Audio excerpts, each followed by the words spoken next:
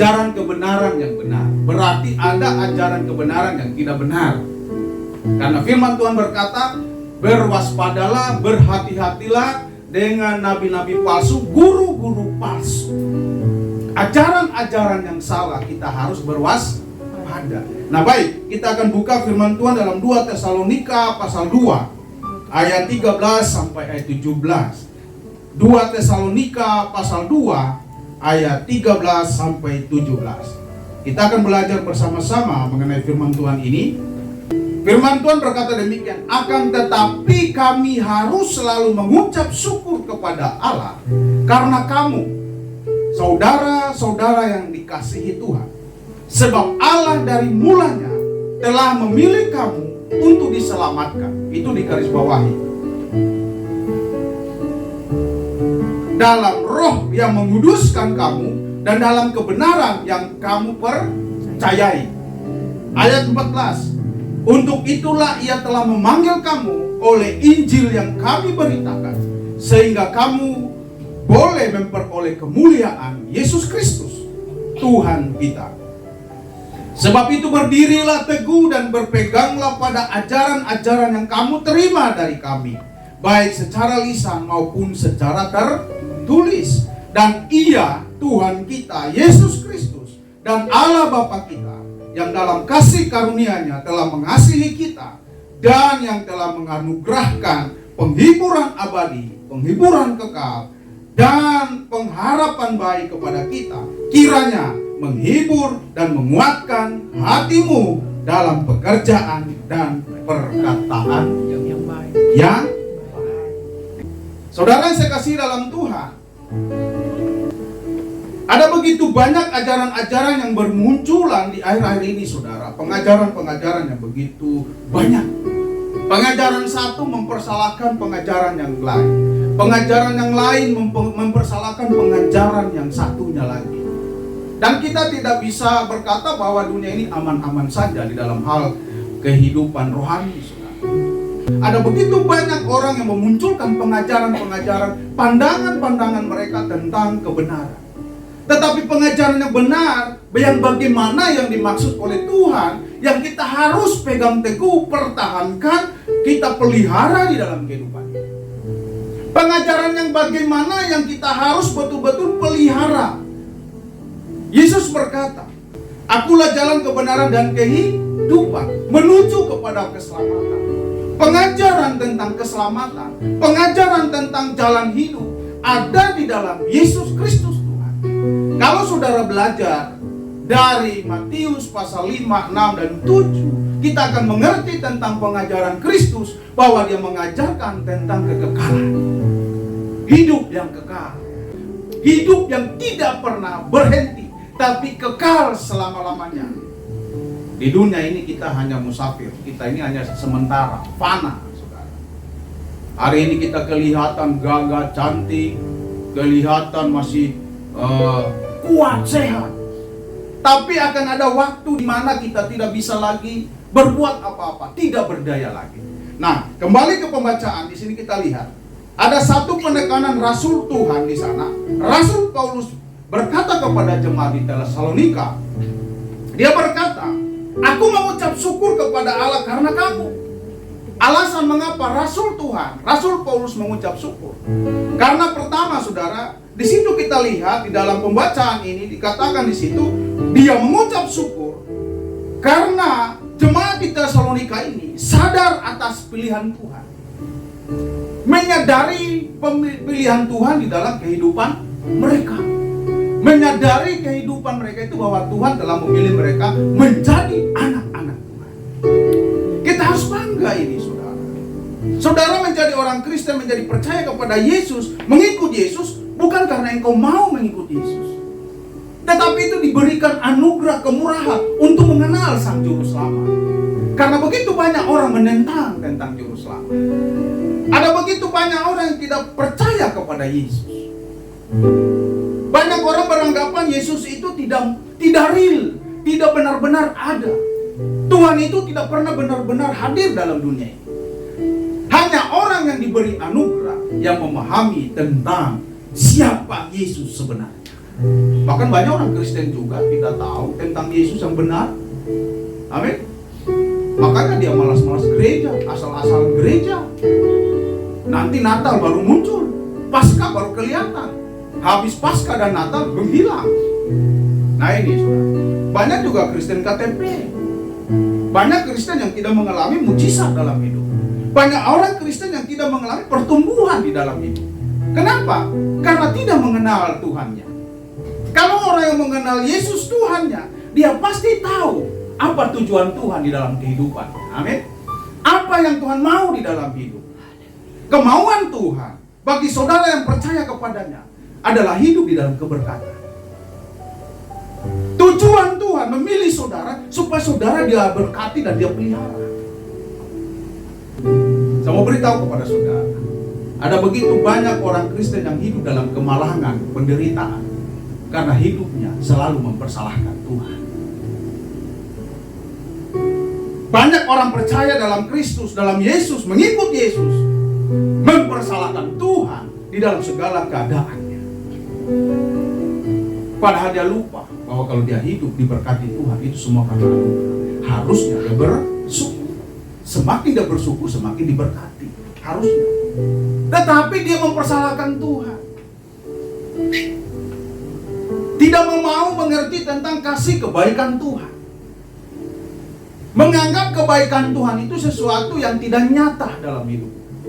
Ketika kebaikan Tuhan dia tidak rasakan, karena banyak kemalangan terjadi, dia mempersalahkan Tuhan, dia menggerutu dengan Tuhan, dia protes dengan Tuhan.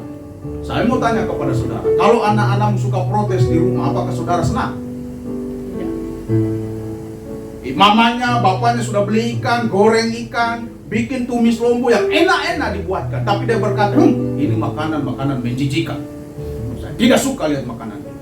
Sudah dibelikan daging ayam misalnya, sudah dibelikan makanan yang nikmat, Kentucky Fried Chicken, saudara, dia bilang, ini bukan selera saya. Mama tidak tahu selera saya, mama orang jahat. Saudara senang?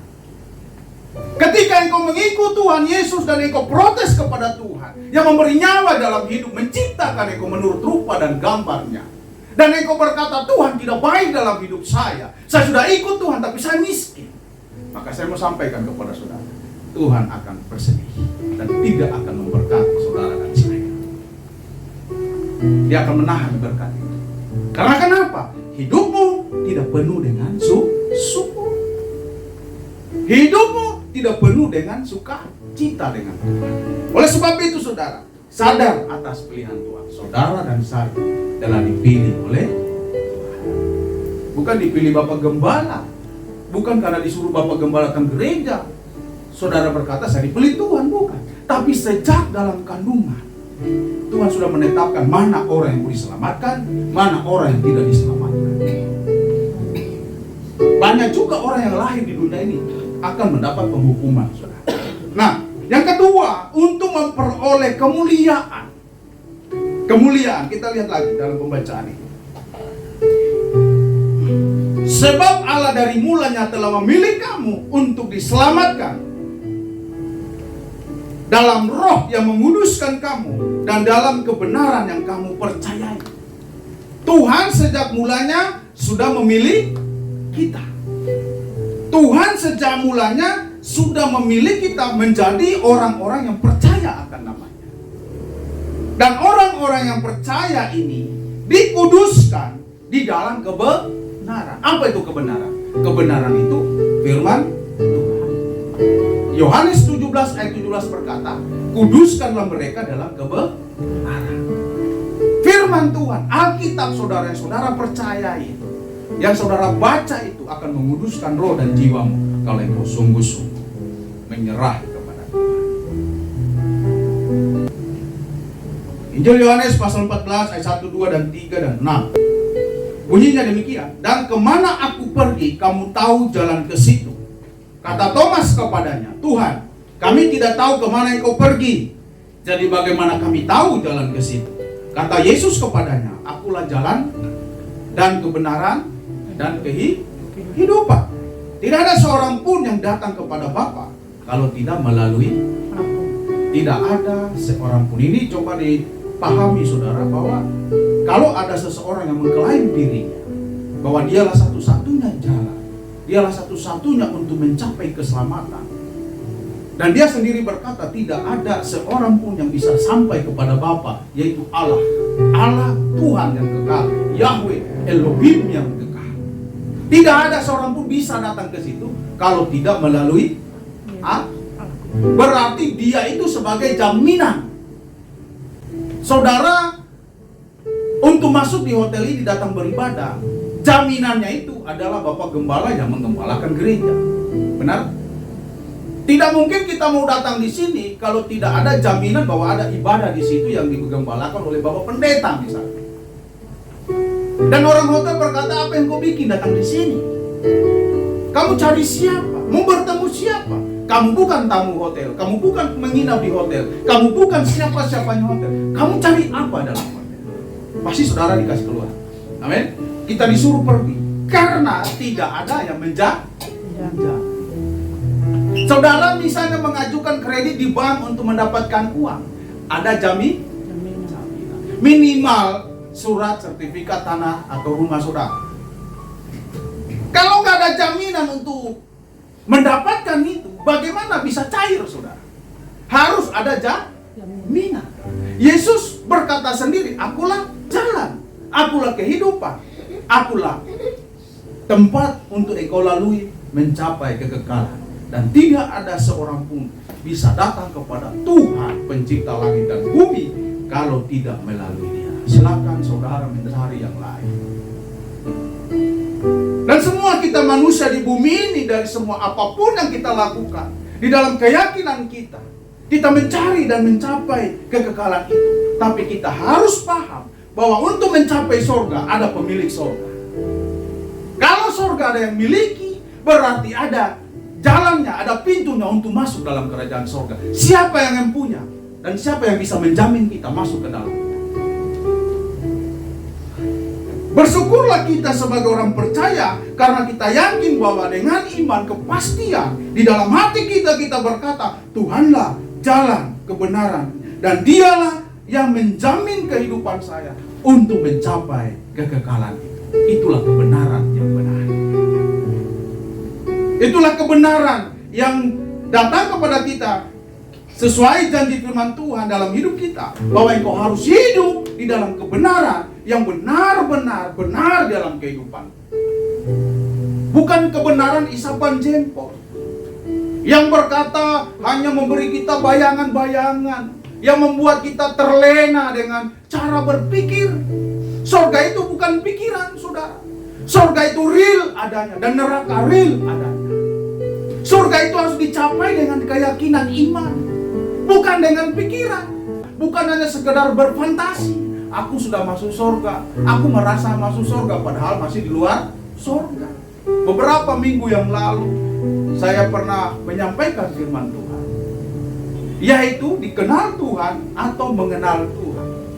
Banyak orang Kristen, orang percaya merasa mengenal Tuhan, tetapi sesungguhnya Tuhan tidak mengenal kita. Bahaya di sana. Tetapi saya mau memilih, dan saya berharap saudara memilih, engkau dikenal Tuhan, bukan engkau yang mengenal Tuhan. Karena kalau engkau yang mengenal Tuhan, ada kemungkinannya Tuhan tidak mengenal kita. Tapi kalau Tuhan yang mengenal kita, ada jaminannya bahwa Dia menjadikan saudara dan saya milik kepunyaannya. Amin. Nah itulah saudara. Nah, selanjutnya, untuk memperoleh kemuliaan, di ayat 14 kita lihat, saya akan baca lagi saudara, di pembacaan pertama tadi. Ayat 14 berkata, untuk itulah Ia telah memanggil kamu oleh Injil. Apa itu Injil? Berita sukacita, berita damai sejahtera, berita kebahagiaan, berita keselamatan di dalam penebusan Kristus di kayu salib. Dia berkata, Eloi, Eloi lama sabachthani. Dia dipaku di kayu salib, dia berkata, Eli, Eli lama sahabat. Siapa Eli? Dia memanggil keilahiannya, tetapi dia harus mati dalam kepanahan. Tuhan tidak bisa mati, saudara. Amin. Siapa bilang Tuhan bisa mati? Tidak bisa mati. Tetapi dalam rupa daging, dalam keadaan daging, yang dia ambil rupa, dia hadir Karena dia dilahirkan bukan dari keinginan seorang laki-laki, tapi dia dilahirkan karena keinginan Tuhan sendiri. Tanpa suatu pernikahan, Maria mamanya mengandung dari roh Tuhan, dari roh Allah. Dia datang mengambil rupa manusia, mengambil daging yang sama dengan manusia, supaya manusia yang hidup dalam daging bisa melihat Tuhan. Dan lewat daging itu dia mati menebus manusia. Dan ketika dia mati menebus manusia, dia berkata, Eli, Eli, lama sabar. Dan perkataan terakhir di kayu salib dia berkata, sudah selesai. Kata selesai, selesai pengampunan dosa. Dia mati dikuburkan 3 hari 3 malam. Sebelum Yesus bangkit dari kematian, dia manusia sebelum dia bangkit dari kematian, dia manusia, hanya seorang nabi, seorang rasul yang tidak lebih daripada manusia. Tetapi setelah 3 hari kematiannya, malaikat berkata, mengapa engkau mencari dia yang hidup di antara orang mati? Dia membuktikan bahwa seseorang yang mati dan bangkit sendiri dari kubur itu hanya Tuhan. Itulah alasan mengapa kita percaya bahwa dia Tuhan. Karena dia bangkit dari kematian. Saya mau tanya, ada orang yang mati bangkit sendiri? Ada?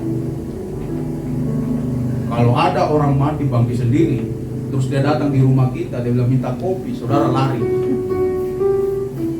Iya, karena kita pasti bilang hantu atau arwah gentayangan. Tapi Tuhan bukan arwah gentayangan. Dia real naik ke surga. Dia berkata, aku pergi kepada Bapa menyiapkan tempat bagimu. Itulah kebenaran yang benar. Haleluya. Untuk itulah ia telah memanggil kamu oleh Injil, yaitu kebenaran. Saya berharap saudara harus rajin baca Alkitab supaya tahu siapa Yesus sebenarnya. Jangan sepotong-sepotong, baca dari pertama. Baca dari perjanjian lama, perjanjian baru, tahu. Pasti saudara tahu. Roh Kudus akan menolong saudara membukakan pintu hatimu, mengetuk, dan dia akan mengajarkan kebenaran. Nah, lanjut saudara. Ayat 15. Sebab itu berdirilah teguh dan berpeganglah pada ajaran-ajaran. Apa itu kita harus berdiri teguh? Artinya kita punya sikap konsisten, sikap yang betul-betul tidak goyah di dalam Tuhan. Berdiri teguh ini tidak ombang-ambing. Sekali Tuhan tetap Tuhan. Sekali percaya tetap percaya. Sekali Yesus tetap saya bertahan demi nama Yesus. Berdiri teguh. Tidak gampang. Kita jatuh bangun. Saya percayakan hidupku kepada Tuhan yang hidup. Dan saya percaya saudara pasti banyak mengalami tentang kuasa Tuhan dalam hidup saudara. Siapa yang mengalami mujizat setiap hari? Angkat tangan. Wah, ada. Saya pun mengalami mujizat setiap hari. Untuk datang dari rumah ke sini itu mujizat. Karena kita tidak tahu apa yang terjadi ketika kita pulang. Tapi kalau kita masih sampai di rumah selamat, itu mujizat. Tidak bisa kita menjamin hidup kita aman. Amin. Tapi kalau saudara aman dan masih kuat, sehat hari ini, mujizat bagi saudara. Maka itulah alasan kita bersyukur. Itulah alasannya kita tidak mau bimbang dan ragu dengan Tuhan. Tetap berpegang teguh kepada kebenaran yang menyelamatkan. Ingat, Injil itu adalah keselamatan jiwa. Berita keselamatan jiwa. Injil, kebenaran, firman Tuhan. Memang saudara saya mengakui bahwa hari-hari ekonomi semakin sulit. Amin. Kalau kita berkata saya selalu susah ekonomi pendeta, saya terlalu sulit dalam kehidupan ini, itu alasan saya untuk tidak mencari Tuhan, karena tidak ada biaya untuk datang gereja. Saudara, semua orang punya kesusahan yang sama. Orang tidak kenal Yesus, orang tidak percaya Yesus pun mengalami kesusahan ekonomi. Pendeta juga mengalami ekonomi yang susah. Tidak ada yang lolos. Tetapi firman Tuhan berkata, berdirilah teguh. Amin. Berdirilah di dalam Tuhan. Percaya dalam Tuhan. Ada kemenangan, ada kelimpahan. Percaya di dalam Yesus, ada keberkatan. Amin. Haleluya. Saudara, Percaya bahwa dalam Yesus pasti diberkati. Yang percaya angkat tangan, jangan malu-malu. Wah, haleluya, pasti diberkati, pasti dilindungi. Walaupun pikul salib, walaupun air mata jatuh, walaupun banyak tantangan, di dalam mengiring Tuhan selalu ada masalah, selalu ada problem. Tapi bukan itu yang menjauhkan kita dari Tuhan. Justru semakin ada kita datang berdoa, semakin banyak masalah makin cari Tuhan. Saya berharap lewat firman Tuhan ini, saudara dan saya berdiri teguh di dalam Tuhan, dalam iman kepada Kristus Yesus Tuhan. Amin. Mari kita bangkit berdiri, kita